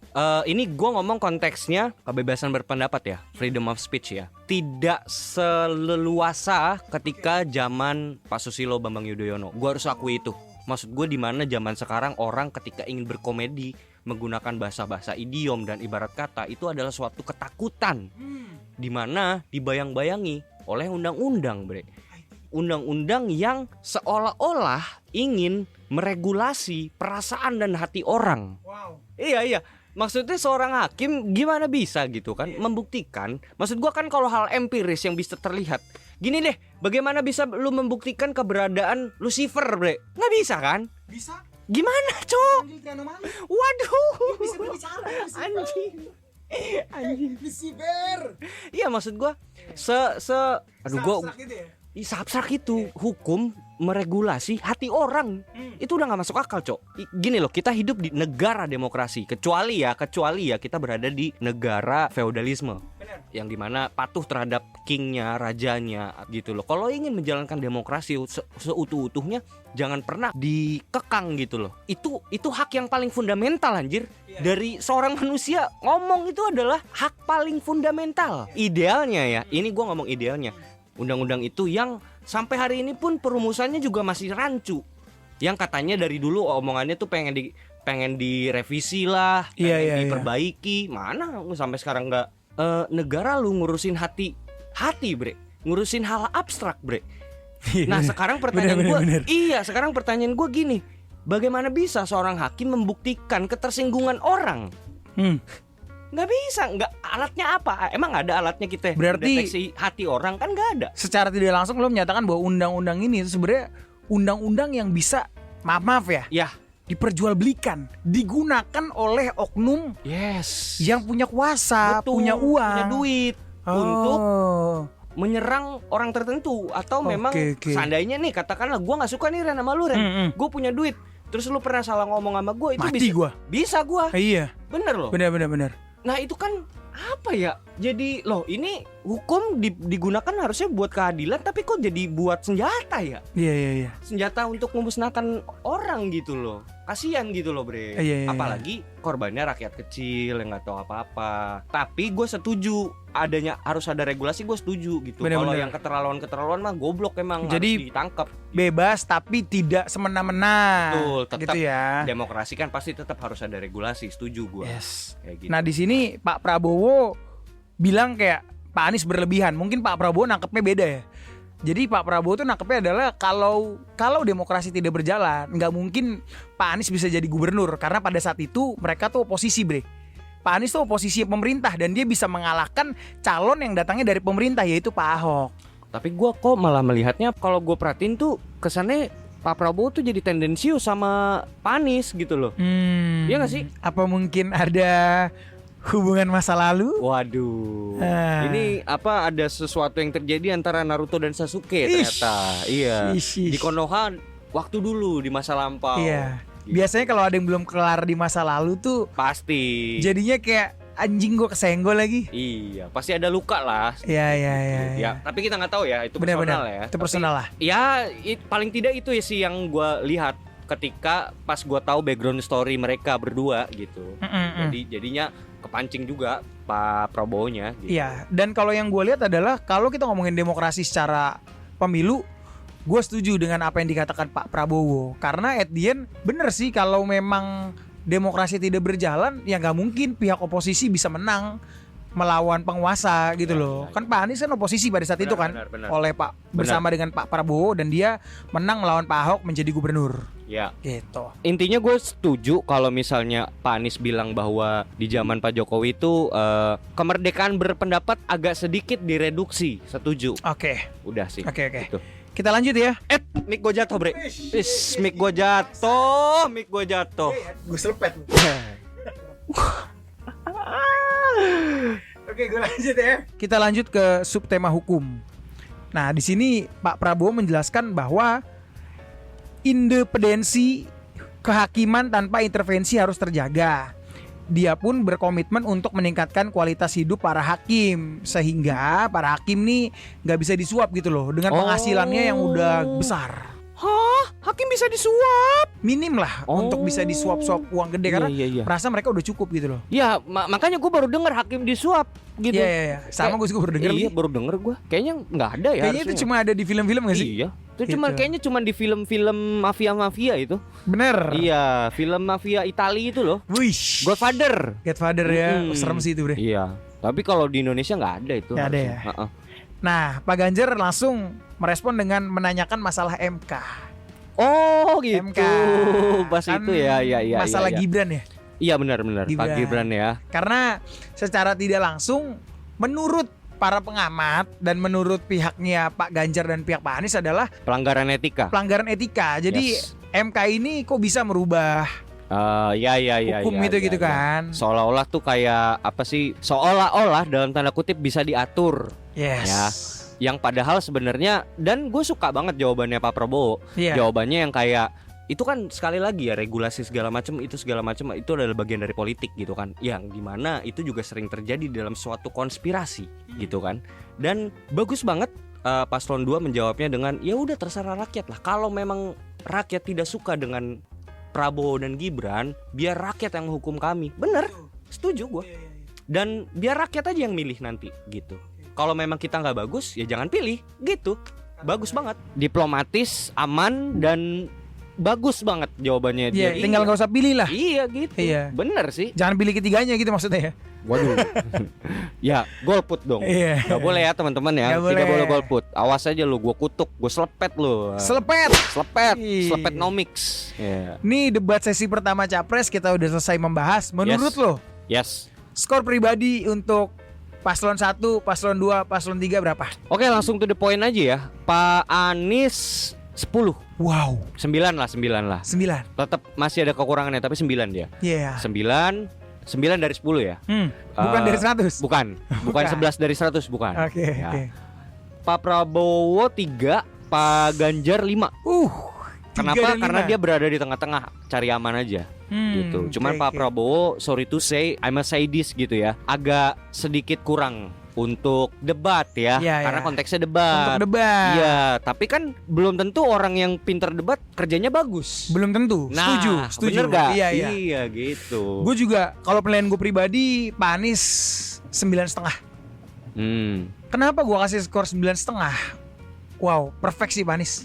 Parah. Jawabannya bagus, tegas, lugas, mudah dicerna. Yang- Penyerangannya pun keren. Penyerangannya keren. Manuver-manuvernya. Yang dimana itu diperlukan di dalam debat. Bener. Penyerangan itu perlu di dalam debat karena konteksnya debat. Yes. Debat itu harus bisa menunjukkan kelemahan dari lawan. Exactly. Dan itu sangat baik dipertunjukkan oleh the best public speaker in Indonesia kalau gue bilang ini Pak Anies nih. Karena kalau dia bikin dia buka suatu les gitu ya, les retorika bre. Wow, gue Anjir. ikutan anjir. Sumpah dah. Les retorika, gramatikal dan sintaksis. Wih, gila, gue mau banget gue ikut. Karena itu yang kita lakukan sebagai konspirasi ngopi berretorika. Kata Coki kata Coki ya lah, kalau public speaking mah gue juga bisa gitu kan. Ya, the Dan- best sih doi. Dan kenapa nggak gue kasih nilai 10? Mm-mm. Karena kesempurnaan hanya milik Allah Subhanahu Wa Taala. Betul, setuju. Keren ya? Keren. Oke, Pak Ya. Prabowo unfortunately 5. Kenapa 5? Karena Pak Prabowo ini banyak kepancing. Oke. Jadinya dia tidak bisa mengeluarkan ide-ide rasionalnya. Jadi menurut gue kurang menarik sih jawaban-jawaban yang dia kasih. Jadi tendensinya lebih kepada emosinya berada di atas logikanya ya. Iya, saat Gitu debat ya. ini. Analytical skillnya nggak bisa keluar Yes. karena terpancing emosi itu. Satu sih kalau gue lihat karena Pak Prabowo juga udah umur ya. Oh iya, benar. Udah berumur lah Betul, menurut betul, gue betul, gitu betul, loh. betul. Karena dulu zaman dia debat sama Pak Jokowi, wow dia keren sih. Masih tajam ya. Masih tajam, masih sharp. 2000 berapa sih? 2019 ya, 2019. Iya. Iya sih, benar sih. Untuk Pak Ganjar Pranowo, wah the real motivator. Real motivator Real ya. motivator menurut gue. Jawabannya itu memotivasi. Dan gue suka sama senyumnya anjir. Iya. Wih gila, senyumnya itu memang menghipnotis anjir. Bener loh. Itu senyum-senyum mendeduhkan. Yes. Iya. Gue seneng loh, serius. 7,5 lah. 7,5 ya. 7,5. Itu sih ya, mungkin kalau teman ngopi juga sebagai rakyat ya, ini penilaian asal rakyat aja gitu Benar, kan. benar. Itu boleh juga nilai di komen gitu Ya kan. apa yang lu harapkan? Kredibilitas apa yang lu harapkan dari warung kopi bre? Iya. Enggak ada. Iya, Warung benar. kopi. Kredibilitas ini apa namanya? Kopi, aroma kopi dan tembakau. Iya, dan bau ketek tukang beca. Anjay. Iya. Bukannya ini ya. Keringat-keringat Warung rakyat. kopi. Keringat-keringat Keringat rakyat itu bahasa rakyat. diplomatis tuh. Yoi, karena kan kita memang 10 tahun ini kerja. Kerja. Iya. Abis kerja ngopi dong. Yes. Iya. Dari debat cawapres kemarin, Bre. Menurut lo gimana? Kalau cawapres, gua lebih seru nonton debat cawapres dibanding debat pilpres kemarin. Oh gitu. Serius? Kenapa? Lebih hidup, Lebih hidup ya. lebih hidup, kompetisinya lebih terasa dan lebih objektif. Entah Oke. kenapa ya.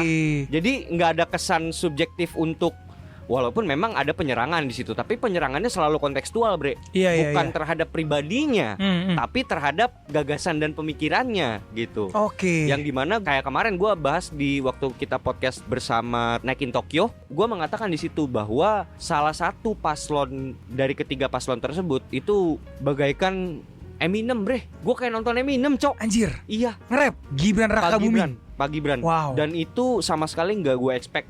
Iya, Yang iya. tadinya gue sama sekali apatis terhadap politik, tapi ketika gue ngelihat Pak Gibran ngomong, anjir gila gue respect. Omongan apa dari Pak Gibran yang membuat Yes. lo jadi respect dan lo kayak ngeliat Eminem? Implementatif. Iya, Jadi- contohnya.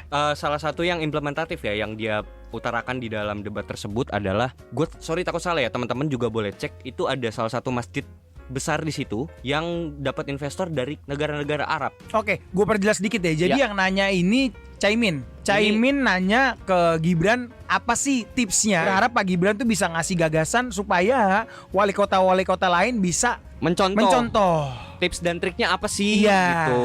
Iya. Mungkin Pak Gibran agak sedikit terpancing ya, karena memang ada tendensi menanyakan sesuatu yang seolah-olah ingin mempertanyakan kepada Pak Gibran apakah Pak Gibran ini seperti dianak emaskan dibanding Iya. dari wali kota lain Oke. kayak gitu. Tapi dengan sangat baik beliau menjawab bahwasannya ini kita memang semua tuh berada di tempat yang sama rata dan pasti ada kualifikasi di situ. Oke, Artinya dari pemerintah, dari pusat itu akan melihat kota mana yang paling siap untuk Oke. menerima anggaran tersebut Oke. dan mengimplementasikannya. Oke, dan fun fact-nya gini sih. Fun fact-nya Gibran di situ juga menjelaskan bahwa anggaran dia saat dia memerintah Kota Solo Yes. itu lebih kecil Yes. dibanding wali kota sebelumnya. Oh gitu. Iya. Wah. Tapi dampaknya lebih terasa di zaman Gibran. Sebenarnya kenapa? Memang Oh. gua akuin terlepas dari privilege dia sebagai anak presiden, jadi Yes. dia lebih dikenal gitu Benar, ya di benar. kancah internasional dan kancah swasta. Yes. Tapi dia bisa memanfaatkan itu dengan baik. Dia bisa mengundang banyak investor untuk masuk ke Solo, Yes. membuat event. Yes. Eventnya, Rockin Solo. wow. Anjing itu gokil sih itu Rockin Solo itu. Gila band-band metal luar negeri, Bre.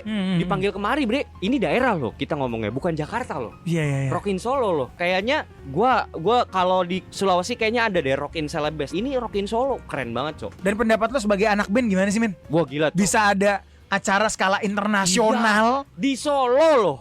Ini Solo loh kita ngomongnya. Kalau mungkin kalau Bandung oke lah gitu. Jakarta udah biasa gitu kan. Solo gila loh. Ternyata daerah pun bisa melakukan hal itu kalau pemimpinnya berkapabilitas. Wow, applause buat Pak Gibran ya. Bener, dan itu dia bisa benar-benar menyampaikan hal itu di debat politik itu dengan sangat baik, dengan bukti yang ada, yang dimana tadi seperti gue jelaskan, dimana dia kebun binatangnya juga dibangun hanya dengan menggunakan 20% APBD, tapi Wow. sisanya tuh investor gitu. Berarti Wow. kan sekian 80% sekian Iya. kan, kayak gitu. Wow. Dengan APBD kecil gitu. Jadi bagus banget sih jawabannya. Dan itu yang bikin gua tertarik sama paslon 2 ini kayak gitu. Berarti dia membuktikan bahwa anak muda bisa, Itu. milenial Yes. memberikan sumbangsih Yes, kepada negara. yang katanya, kata siapa? Tidak memberikan sumbangsi. Ah, Nggak tahu lah kata siapa lah ya. katanya milenial itu tidak memberikan sumbangsih apa-apa. Coba kalian sebutkan salah satu sumbangsi milenial apa gitu katanya. Iya. Iya. Waduh, kok dijabarin banyak banget lagi, Bro. Iya. Men, Iya. gak ada milenial, maaf ya, Indonesia bisa. Waduh. Sorry to say ya, bukannya kita amit-amit ya. Kolaps, Cok. Iya, apalagi zaman Covid, Bre. Iya. Startup-startup yang membuat kita bertahan. Iya, siapa lagi kalau bukan milenial yang nyelamatin kita dari Covid? Shout out untuk milenial. Yes. Kita harus berbangga diri nih untuk teman ngopi. Bener, Cok. Milenial dan Gen Z ya, Iya, iya. secara spesifik. Kalau gue sih itu yang gue lihat. Itu ya. Tapi kalau mau untuk objektifnya, apa yang dilakukan sama paslon-paslon ini ya seolah-olah seperti meremehkan seorang Gibran Rakabuming. Sorry, berarti Caimin dan juga Mahfud MD Betul. meremehkan Gibran Rakabuming. Yes. Wajar anak bocah, Bre. Iya, wajar lah. Dan gue juga kalau Underdog lah. benar, gue juga kalau di posisi dia juga pasti akan melakukan hal yang sama. Iya, Bahkan pun gue yang istilahnya orang awam pun meremehkan Pak Gibran loh tadinya. Iya, iya. Karena gue pikir, alah nggak bakal bisa bertanding lah lawan profesor gitu. Tapi di panggung tersebut dia membuktikan dan dia ngomong di panggung dengan secara emosional, dengan mata yang berkaca-kaca kayak mau nangis, Bre. Iya, iya, iya. Gue memperhatikan bahwa ini adalah bukti bahwa anak muda juga bisa bertukar pendapat dengan seorang kepala partai dan seorang profesor. Wow, Gila, gue langsung bangga loh di situ. Iya, iya, Sumpah iya. gue bangga banget loh. Bangganya bisa loh anak muda gitu loh. Kalau MK-nya diituin. Oke. Tapi gue dari Caimin atau Mahfud MD tuh menyampaikan gagasan mereka juga gak sih? Intinya cuma satu. Kalau yang paslon 1 tuh si Caimin yang gue dapet cuma selepet, mic jatuh sama 40 kota. Udah nggak tahu kenapa Iya, iya, pikiran gue. Jadi gue nggak nangkap aja. 40 kota Sarangjana bukan? Padang 12. Jadi ingin membangun 40 kota Ya, intinya setara itu. Jakarta. Intinya itu Gue yang beda gua sedikit dapet. ya, gue beda sedikit. 40 kota setara Jakarta. Yes. Sebenarnya kalau gue sih bukannya pesimis, Bro, Ya, tapi dalam benar, 5 tahun benar. ya. Sekarang men, Jakarta bisa jadi kota metropolitan sebesar ini. Yes. Itu berdarah-darah, Bro. Oke. Dari zaman kemerdekaan pembangunan terpusat di Jakarta. Ya. That's why Jakarta bisa sebesar ini. Ya. 40 kota dalam 5 tahun sebesar Jakarta. Ya. I'm sorry to say this, Ya. it's just a fucking dream lah. Nah, inilah teman-teman ya, membedakan orang yang pro kepada rakyat dan orang yang tidak pro kepada rakyat. Dan sorry banget, gue nggak setuju lagi kalau sebanyak itu gitu ya. Karena menurut gue, misalnya let's say gue tinggal di Salatiga, gue tinggal di Siantar. Justru gue suka dengan pace-nya yang lambat, yang slow, yang santai. Di Jakarta tuh pace-nya tuh gila, serba persaingan. Wah, melelahkan, Sikat bro. sikut. Iya, melelahkan. Jakarta itu sikat sikut. Iya. Kalau Jogja itu santuy. Justru makanya kenapa pariwisatanya jalan di daerah karena itu yang dicari sama masyarakat Jakarta. Nah, Gitu. coba deh, gue pengen deh orang-orang teman ngopi ya yang Yes. tinggal di daerah. Kalian setuju gak sih kalau daerah kalian tuh diubah menjadi kota metropolitan juga? Coba Gitu loh. tinggalin komentar kalian di bawah dan gue pengen dengerin pendapat kalian. Yeah. Bagaimana tanggapan kalian terhadap ini? Oke, itu dari Caimin, Bre. Yes. Kalau dari Mahfud MD, gagasannya apa sih, Men? Aduh, apa sih? Lu deh, apa? Gua Yang lu tangkep? karena gue tidak terlalu mendalami debat cawapres ya, karena menurut gue tuh pengen lihat pemimpinnya. Jadi Oke, gue oke. memang cuma nonton potongan TikTok. Yang pilpresnya aja. Iya. Oke. Gitu, jadi gue nggak nangkep nih poin-poinnya. Mungkin correct me if I'm wrong, tapi ya paling at the end yang diutarakan oleh Mahfud MD adalah kesetaraan gak sih, kesetaraan pembangunan juga gitu gak sih? Jadi gini, Bre, sebenarnya apa yang mereka sampaikan lebih kepada kontekstual sesuai dengan profesi atau suatu jabatan yang mereka sedang jalankan. Iya. Mungkin kalau yang gue lihat dari Pak Gibran, dia memang bicara di konteksnya, Iya. di ranahnya Iya. sebagai seorang wali kota ya sebelumnya Iya. kayak gitu. Nah, Pak Mahfud, Profesor Mahfud itu bicara sebagai seorang ahli hukum di situ. Oke. Jadi dia selalu mengungkapkan tentang regulasi. Oh. Regulasi dan sangat baik, dengan sangat baik sekali lagi harus gua puji, yang dimana Pak Gibran dengan sangat baik itu menanyakan hal yang harusnya dimengerti oleh Pak Mahfud. Carbon tentang- capture and storage. Bener. Oke. Kan yang ditanya juga carbon capture storage tuh yang ditanya regulasinya. Pak, regulasinya gimana sih? Kita pengen tahu dong. Kan gitu sih Iya, yang ditanyakan. Iya. Tapi untuk ini Profesor Mahfud sayangnya mungkin karena terlalu meremehkan, jadi kurang preparasi. Oke. Kayak gitu. Oke, langsung aja, brother. Skor buat paslon 1, paslon 2, paslon 3. Nggak usah kali ya. Iya kan. Lu temen kalau lagi di jurang tuh ditarik lagi, Bre. Apa-apa, tenang aja, demokrasi, Bro. Di roasting aja aman kok. Oh iya juga ya. Gini, karena gue yakin orangnya asik, Bre. Dia tuh asik gitu orangnya. Jadi nggak bakal baper lah. Jadi kalau misalnya Indonesian Idol, kalau di Indonesian Idol tuh ada yang jago-jago nyanyi kan. Nah dia ini yang nyanyi gini, timur ke barat. Nah itu. Bangsat. Jadi nggak perlu dinilai. Bangsat kacau lo. Tapi gue ketawanya karena jokes lo, bukan karena dia. Lo iya maksud gue nggak perlu dinilai. Kenapa tuh? Ya nggak apa-apa, nggak usah aja. Nggak usah. Terlalu bagus soalnya, Bre. Nggak mau lo ya berarti ya. Terlalu bagus. Iya. Iya. Ya udah. Ya. Karena terlalu bagus. Oke. Gitu. Kalau Profesor Mahfud, wah beyond sih doi. Doi 7,5. 7,5. 7,5. Kalau Gibran 10. Wow. Ya. 10? Kan subjektif. Iya, Nilai dari gua. Tinggi banget lo ya. Iya. Ya masa yang debat itu boleh nilai, masa kita nggak boleh, Bre? Benar. Gitu. Kalau dari gua, Caimin, I'm sorry to say this, di bawah 5 lah. Oke, di bawah 5. Di bawah 5 menurut gua. Ya. Gibran 5. Kenapa 5? Karena dia pakai laptop di belakangnya, Bro. Waduh. Dia pakai laptop di belakangnya. Benar itu. Wah, KPU Aduh. tuh harusnya menangkap Pak Gibran nih. Iya. Kemarin gue viralin, Bre. Lo viralin tuh. Kemarin gue goreng loh di story. Iya. Gue goreng kan, wah ini dia nih Roy Suryo tuh bener nih. Gua Roy Suryo storyin bener kan. ya. Soalnya itu dibongkar oleh Tretan Muslim dan Iya. Tretan Muslim dan Coki Bener. Pardede. Tretan Muslim sama Coki Pardede Dibongkar. akhirnya dibongkar ternyata Ada laptop, AI ternyata AI. gitu. Jadi Aduh. selama ini dia tuh ada yang ngasih tahu lewat AI. Iya. Itu gue goreng di story tuh. Tau nggak? Di view sama Pak Gibran. Pak Nggak tahu Pak Gibran, Gibran ya. nggak tahu timnya ya. Kayak gitu. Pakai Pak Gibran jangan pakai laptop lah. Iya. Laptop jadul lah gitu kelihatan tuh gede gitu ya kan. Ketahuan banget ya kalau pengen curang pakai tuh. smartwatch aja. Untung Pak Gibran ngaku pas Iya. di komentar post tersebut dia bilang, "Wah, rahasiaku terbongkar," katanya gitu.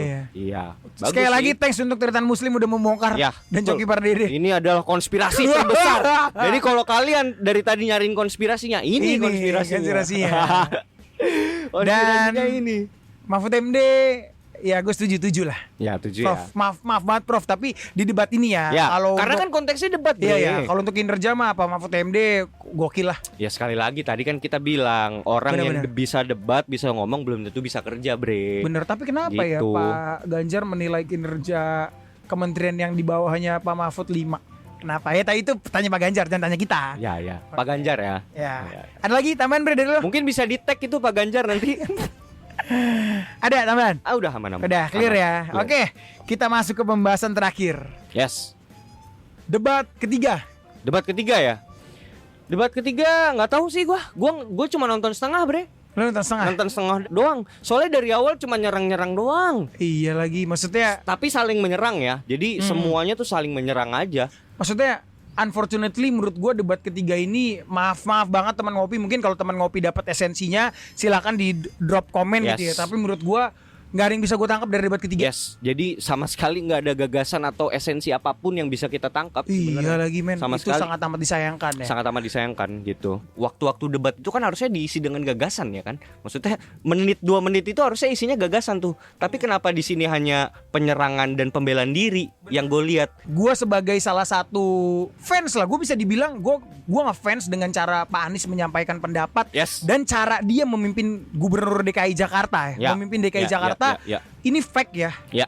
Gue suka, dia menurut gue cukup berhasil lah. Ini Ya, menurut ya, gue ya, ya. terlepas dari teman ngopi nggak setuju itu penilaian kalian. Yes. Tapi cara dia suara menyampaikan gagasan dengan menyerang Pak Prabowo sebegitu masifnya. Ya. Wow, aduh, sorry ya gue. Apa coba cari kata yang paling tepat, Bre. Kira-kira apa kata yang paling tepat untuk seorang Bapak Anies Baswedan? Iya. Dengan segala hormat ya, Iya, Pak. dengan segala hormat, gue nggak suka Ya. dan maaf Pak, maaf, tapi maaf. kurang beretika sih. Oh, kurang beretika. Ya, Baik, ini menurut baik, pendapat baik, gue baik, pribadi baik. ya. Ini Karena kan, iya, kenapa sih gue bilang tidak beretika? Ini ada alasannya. Yang hal yang menurut gue paling kecewa adalah Coba ceritain kenapa. iya, di saat Pak Anies memiliki sesi tanya jawab ke Pak Ganjar. Yes. Yang harusnya dia menggunakan itu untuk menanyakan gagasannya Pak Ganjar seperti apa. Tapi di situ dia malah nanya ke Pak Menggunakannya Ganjar penilaian Pak Ganjar terhadap kinerja Kementerian Pertahanan. Pertahanan. Oh, Kementerian Pertahanan, Bre. Iya. Enggak spesifik di dalam Kementerian Pertahanan apa gitu enggak. Enggak. Ini semua dong Kementerian Iya. Pertahanan dong. Dan Anjir. aduh sedih banget lagi, dan di situ Pak Ganjar juga menjawab kinerjanya 5. Terus Pak Ganjar nanya lagi menurut Pak Anies berapa. Pak Anies nggak bisa jawab, dia cuma bilang menurut saya di bawah 5 Pak. Pak Ganjar ngomong lagi, sebut dong angkanya 11 pada 100 dan and then they laugh, dia ketawa. Mereka Wah. ketawa, menurut gua Itu diperlihatkan ya, kamera langsung menyoroti mimik wajahnya Pak Prabowo. Yang lu lihat apa, Bre? ya mimik wajah Prabowo sedih dan kecewa sih. Sedih dan kecewa. Dan gua pun terlepas gini ya, oke lah Pak Prabowo tidak bisa berkomentar banyak ya perihal itu, dia tidak bisa menyerang balik karena memang gua rasa dia kalah sih memang. Dia kalah dengan Pak Anies mungkin ya, retorikanya dia kalah dengan Pak Ganjar juga. Tapi men, dengan cara seperti itu nggak etis lu menilai kinerja Kementerian Pertahanan, which is yang kerja di Kementerian Pertahanan bukan cuma Pak Prabowo, Yes. tapi bawahan-bawahannya. Ada siapa aja di situ, Bre? Bisa lu spesifikin di dalam coba ya kita analisa ya, di dalam Badan Pertahanan itu, Kementerian Pertahanan membawahi siapa saja? Ia membawahi prajurit. 1 prajurit Iya, TNI ya termasuk BIN. ya. BIN. Iya. Badan Intelijen Nasional. Yes. Termasuk Badan Cyber dan Sandi Negara berarti. Yes. Wow. Polri termasuk gak? Termasuk dong. Wow. Wah. Paling tidak ini yang gue tangkap dari apa yang Pak Prabowo ingin sampaikan. Inilah ya, kalau orang sudah terlalu ambisi, agak sangat disayangkan ya. Ya. Menurut gue sih sangat amat disayangkan dinilai sebegitu rendahnya, karena yang gue lihat adalah dari sosok Pak Prabowo. Pak Prabowo pernah ditanya oleh Najwa Shihab terkait penilaiannya Pak Prabowo terhadap kinerja Pak Anies Baswedan. Oh, pernah ya? Pernah. Di itu ya, di acara Najwa. Najwa. Ya? Dan Pak Prabowo bilang itu bukan kapabilitas saya. Dan saya di sini sebagai pesaingnya Pak Anies. Yes. Saya nggak berhak nilai dia. Silakan rakyat yang menilai. Ya memang seharusnya gitu sih. Maksudnya ngapain kita ngurusin kamar orang kalau kita sendiri aja tidak tahu kamarnya seperti apa. Lalu Pak Prabowo ya, maksudnya berapa kali pun memotong pembicaraannya Pak Anies pas lagi mengumumkakan pendapat, dan di sela-sela waktu itu kayak apa tuh nyela-nyela gitu, salah itu data yang dibawa gitu loh. Cuman maksudnya itu kan konteksnya debat dan itu ada waktunya. Ya biarin aja Pak Anies selesain dulu ngomongnya, kan bisa gitu dong harusnya. Dan di pertengahan debat juga yang gue tangkap adalah Bapak Anies Baswedan yang terhormat, Profesor ini menyampaikan bahwa mengapa yang dipertanyakan sama beliau itu adalah mengapa kita tuh membeli barang bekas. Kan intinya yang dipertanyakan itu gitu kan, kepada paslon nomor 2 yang which is adalah yang sedang menjabat pertahanan negara saat ini gitu kan, yang harusnya kita hormati jabatan tersebut. Karena biar bagaimanapun dia loh yang berhadapan dengan negara-negara di luar sana, yang menjaga pertahanan kita loh gitu loh. Sampai di titik dimana Pak Prabowo ngomong Pak Anies yang terhormat, seorang profesor tidak sepantasnya bicara seperti itu. Dan mimik Bapak Ganjar, coba perhatiin. Dengan, gua nggak tahu ya itu mimik apa ya, kesel atau seneng atau ngetawain juga apa gitu, gue juga nggak tahu. Iya mimiknya. Dan karena udah terlalu why, maaf gue pendidikan gue rendah banget cok, tapi kok gue bisa mengerti gitu. Atau dia tahu itu sengaja dia melakukan itu, iya kan? Dia sengaja karena dia tahu Pak Prabowo nggak mungkin buka kartu as. Ini pertama dia dia buat statement anggaran Kementerian Pertahanan untuk pembelian alutsista bekas 700 triliun. Which is itu sudah dikoreksi oleh Tempo, dicek fakta itu ngaco. Nah, gue kasih analogi sedikit ya. Gue kasih logika sedikit gini. Let's say ketika lu dikasih anggaran bre untuk Kementerian Pertahanan, diumbar di media 100T misalnya, 100 triliun untuk pembelian alutsista dan sebagainya. Tapi sebenarnya anggaran lu cuma 10T sebenarnya gitu ya. Apakah lu akan melakukan klarifikasi atau enggak? Menurut gua tidak. Kenapa? Ketika itu sudah disiarkan oleh media, itu akan masuk juga ke berita asing. Dan asing akan melihat bahwa wah, anggaran Indonesia gede juga loh, 100T untuk pertahanan negara. Gua nggak bisa macam-macam nih. Apalagi asing punya kepentingan di tanah Papua. Tapi kalau itu dibongkar kayak enggak, anggaran kita cuma 10T. Lemah banget Indonesia bro. Gimana asing tuh pasti akan terprovokasi. Lah kecil lagi. Masuk bos. Gua anggarin nih jebret sekian untuk ngebuat fake hoax, untuk berita palsu. Terus gua anggarin lagi untuk pembelian senjata supaya mereka siap perang. Gua anggarin lagi buat bayar Rohingya biar pada datang. Yes. Abis gak lu? Men, lu bluffing terhadap pertahanan itu penting. Karena gue yakin bapak-bapak CIA dan bapak-bapak FBI yang sedang mendengarkan konspirasi ngopi ini juga pasti nonton, bre. Wah, itu dia pada nobar. Iya, pasti nobar. Ini buat teman-teman mungkin yang tidak sependapat, gue harus mengutarakan logika gue tadi ya. Kayak, men pertahanan tuh harus penting. Lu nggak mungkin ngumbar-ngumbar pertahanan lu gitu loh. Makanya kenapa Anda mengerti kan kenapa Bapak Prabowo bilang seorang profesor tidak seharusnya bicara seperti itu. Maaf, gue pendidikan gue rendah banget, cok. Tapi gue bisa ngerti. Tapi kok gue bisa mengerti gitu? Atau dia tahu itu sengaja dia melakukan itu, ya kan? Dia sengaja karena dia tahu Pak Prabowo nggak mungkin buka kartu as. Dan siapa sih yang paling berhak menilai kinerja Kementerian Pertahanan? Presiden. Men, kalau lu udah jelek, Pak Jokowi itu paling suka mereshuffle menterinya. Iya, ya bahkan kan ada juga yang direshuffle baru 2 tahun kan. Ya dicek aja fakta siapa, gue gak perlu nyebut lah. Ya begitulah. Tapi gue harapkan mungkin di debat-debat selanjutnya gue berharap lebih objektif lah. Nih dari paslon 3 mau ngomong. Gue baru kepikiran sih. Temanya kan adalah keamanan ya. Kayaknya si konspirasinya itu harusnya dari Bawaslu atau KPU-nya itu harus memfilter lah. Keamanan dan pertahanan ini didebatkannya untuk kemajuan bangsa, bukan untuk memperdebatkan kepentingan jabatan. Kita dapat punchline-nya, bre. Kita dapat punchline-nya dari jawaban Dinyo ini. Keren. Gila. Kita dapat punchline-nya. Punchline-nya adalah debat yang ketiga kemarin fail, bre. Fail. Ngaco. Tapi kita nggak bisa 100% menyalahkan kontestan ya. Iyalah. Karena sebenarnya harus dipertanyakan juga nih yang memberikan pertanyaan, regulasi menjawab pertanyaan ini tuh sampai mana, apakah itu sudah dibahas atau enggak. Next apa sih temanya? Nggak tahu ya.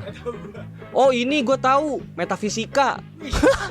Quantum entanglement. Yoi. Spooky action ada di Yoi, ditunggu teman-teman, ntar kita bahas itu. Ini nama program kita apa nih? Selepet Politik. Tapi intinya kalau dari gue meng-encourage teman ngopi, siapapun pilihan Anda, itu pasti yang terbaik untuk Indonesia. Dan gue berharap teman ngopi nggak ada yang golput. Konspirasi ngopi, Seruput dulu kopinya.